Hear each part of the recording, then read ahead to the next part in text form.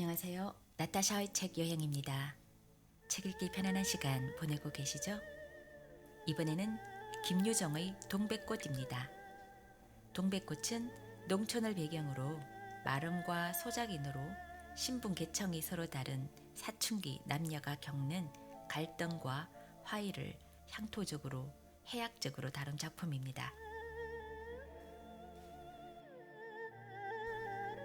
동백꽃. 오늘도 우리 수탉이 막 쫓기었다. 내가 점심을 먹고 나무를 하러 갈 양으로 나올 때이었다. 산으로 올라서려니까 등 뒤에서 푸드득 푸드득 하고 닭의 횟소리가 야단이다. 깜짝 놀라며 고개를 돌려보니 아니나 다르랴 두 놈이 또 얼리었다. 점순내 수탉, 대강이가 크고 똑 오소리같이 실팍하게 생긴 놈이 덩저리 작은 우리 수탉을 함부로 해내는 것이다.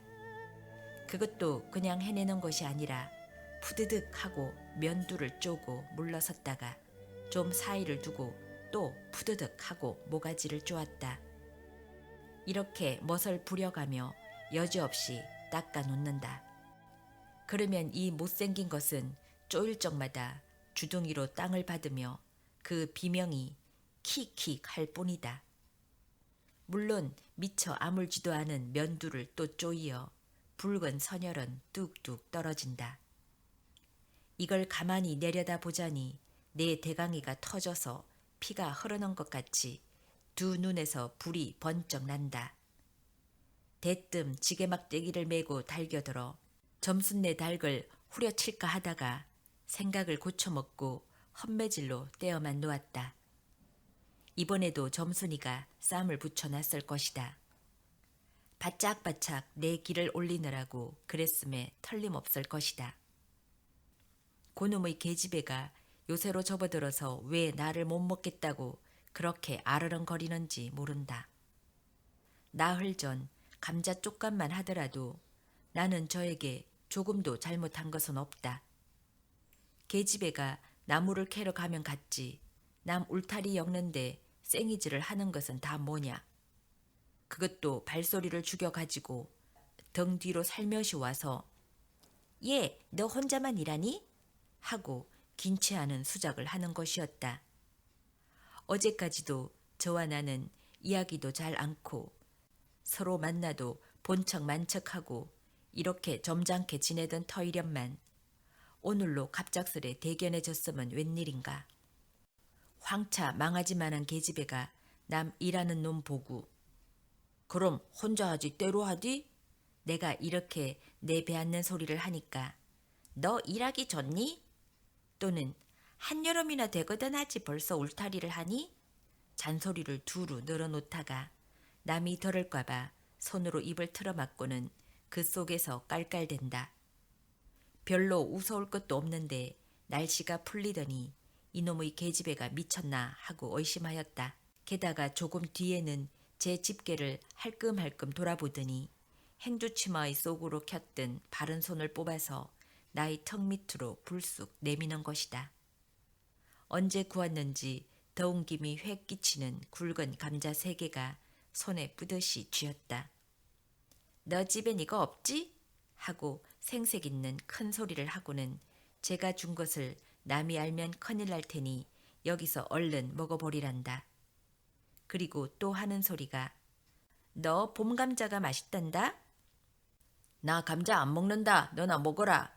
나는 고개도 돌리려 하지 않고 일하던 손으로 그 감자를 도로 어깨너머로 쑥 밀어버렸다. 그랬더니 그래도 가는 기색이 없고 뿐만 아니라 새근새근하고 심상치 않게 숨소리가 점점 거칠어진다. 이건 또 뭐야 싶어서 그때서야 비로소 돌아다 보니 나는 참으로 놀랐다. 우리가 이 동리에 들어온 것은 근 3년째 되어 오지만 여지껏 가무잡잡한 점순이의 얼굴이 이렇게까지 홍당무처럼 새빨개진 법이 없었다. 게다 눈에 독을 올리고 한참 나를 요렇게 쏘아보더니 나중에는 눈물까지 어리는 것이 아니냐. 그리고 바구니를 다시 집어덜더니 이를 꼭 악물고는 엎어질 듯 자빠질 듯 논둑으로 휑하게 달아나는 것이다. 어쩌다 동리 어른이 너 얼른 시집 가야지 하고 웃으면 염려 마세요. 갈 때 되면 어련히 가려고. 이렇게 천연덕설에 받는 점순이었다. 본시 부끄럼을 타는 계집애도 아니려니와 또한 분하다고 눈에 눈물을 보일 얼병이도 아니다. 분하면 차라리 나의 덩어리를 바구니로 한번 모지게 후려 세리고 달아날지언정. 그런데 고약한 그 꼴을 하고 가더니 그 뒤로는 나를 보면 잡아먹으려고 귀를 복복 써는 것이다. 서로 주는 감자를 안 받아 먹은 것이 실례라 하면 주면 그냥 주었지.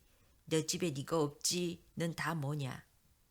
그렇잖아도 저희는 마름이고 우리는 그 손에서 배제를 얻어 땅을 부침으로 일상 굽실거린다. 우리가 이 마을에 처음 들어와 집이 없어서 곤란하게 지낼 때 집터를 빌리고 그 위에 집을 또 짓도록 마련해 준 것도 점순네의 호의였다. 그리고 우리 어머니 아버지도 농사 때 양식이 달리면 점순네한테 가서 부지런히 구워다 먹으면서 인품 그런 집은 다시 없으리라고 침이 마르도록 칭찬하곤 하는 것이다. 그러면서도 17씩이나 된 것들이 수근수근하고 붙어다니면 동리의 소문이 사납다고 주의를 시켜준 것도 또 어머니였다. 왜냐하면 내가 점순이하고 일을 저질렀다가는 점순네가 노할 것이고 그러면 우리는 땅도 떨어지고 집도 내쫓기고 하지 않으면 안 되는 까닭이었다. 그런데 이놈의 계집애가 까닭없이 길을 복복 쓰며 나를 말려 죽이려고 드는 것이다. 눈물을 흘리고 간 다음 날 저녁 나절이었다. 나무를 한 짐 잔뜩 쥐고 산을 내려오려니까 어디서 닭이 죽는 소리를 친다. 이거 네 집에서 닭을 잡나 하고 점순내 울뒤로 돌아오다가 나는 그만 두 눈이 뚱그레졌다. 점순이가 저희 집 봉당에 홀로 걸터 앉았는데 이게 치마 앞에다 우리 씨암탉을 꼭 붙들어 놓고는 이놈의 닭 죽어라 죽어라 요렇게 앙팡스레 패주는 것이 아닌가. 그것도 대가리나 치면 모른다마는 아주 알도 못 낳으라고 그 볼기작개를 주먹으로 콕콕 쥐어박는 것이다.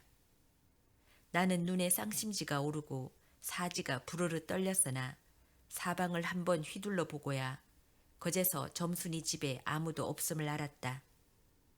잡은 참 지게막대기를 들어 울타리의 중턱을 후려치며 이놈의 개집애 남의 닭 알 못 낳으라고 그러니? 하고 소리를 뻑 질렀다. 그러나 점순이는 조금도 놀라는 기색이 없고 그대로 의젓이 앉아서 제 닭 가지고 하듯이 또 죽어라 죽어라 하고 패는 것이다. 이걸 보면 내가 산에서 내려올 때를 겨냥해 가지고 미리부터 닭을 잡아 가지고 있다가 너 보란 듯이 내 앞에 죄지르고 있음이 확실하다.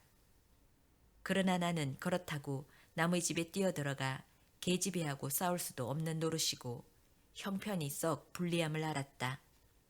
그래 닭이 맞을 적마다 지게막대기로 울타리를 후려칠 수밖에 별 도리가 없다.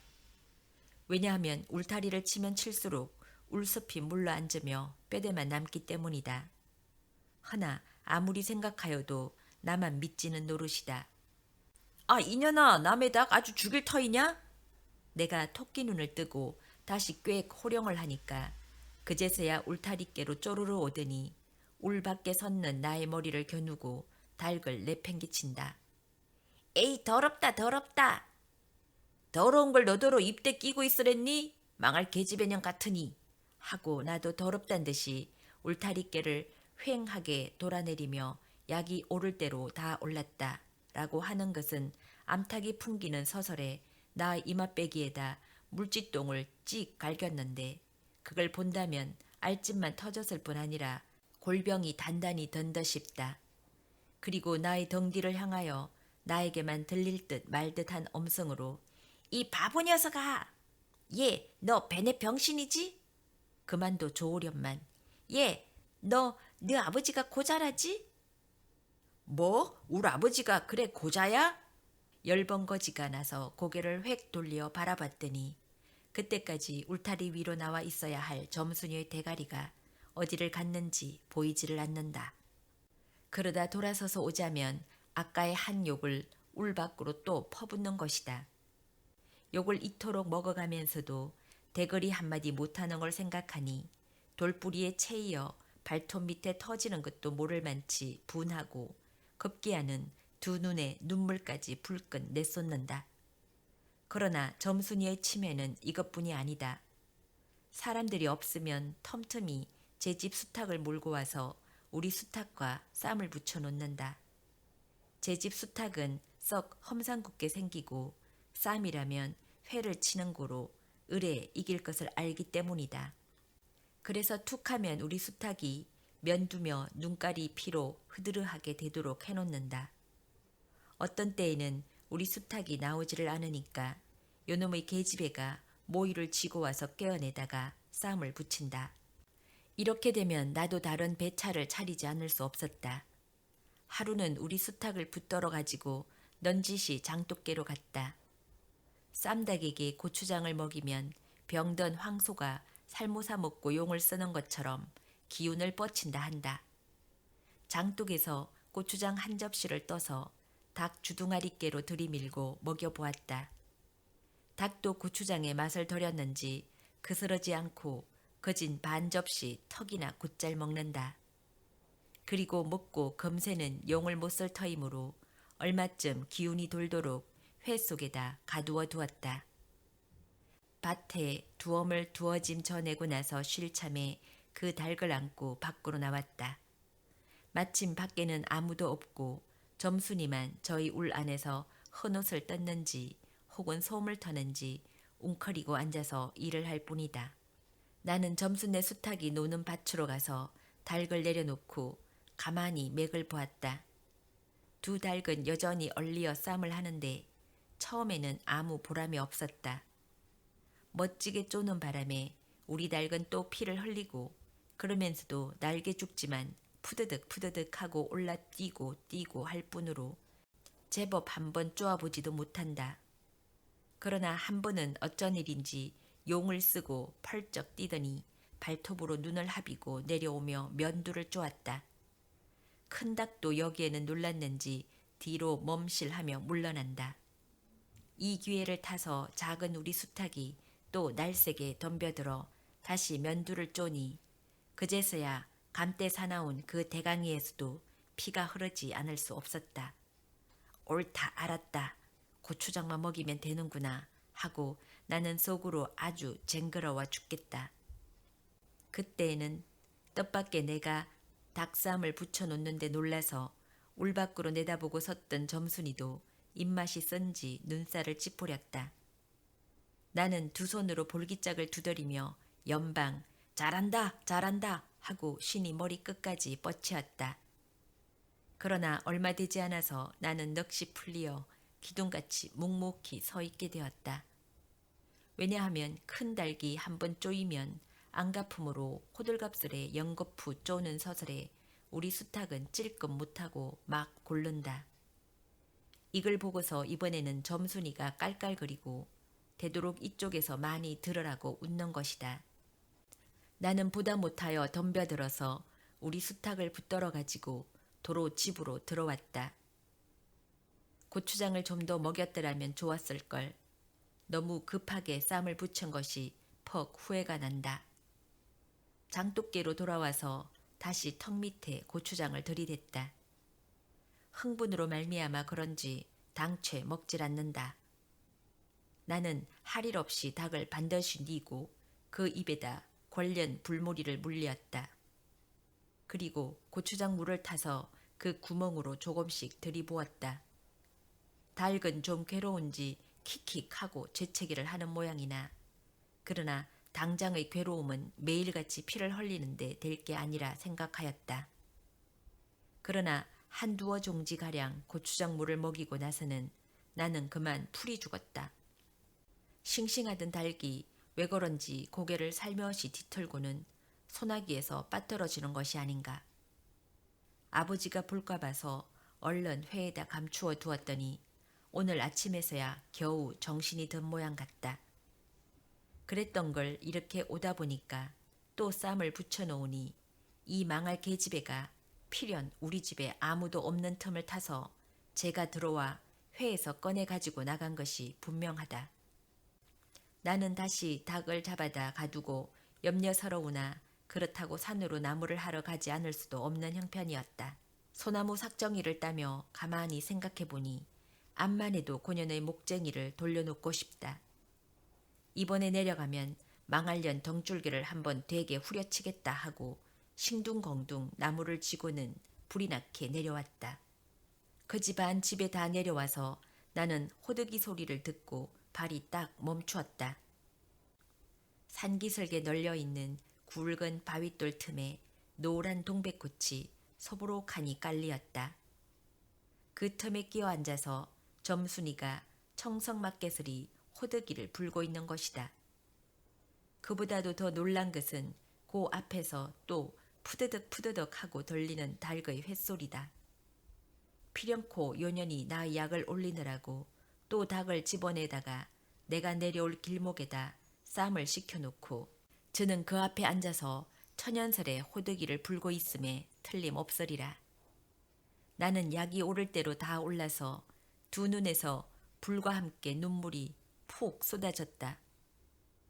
나무지게도 벗어놓을 새 없이 그대로 내동댕이 치고는 지게막대기를 뻗치고 허둥지둥 달려들었다. 가까이 와보니 과연 나의 짐작대로 우리 수탉이 피를 흘리고 거의 빈사지경에 이르렀다. 닭도 닭이려니와 그러함에도 불구하고 눈 하나 깜짝 없이 그대로 앉아서 호득이만 부는 그 꼴에 더욱 치가 떨린다.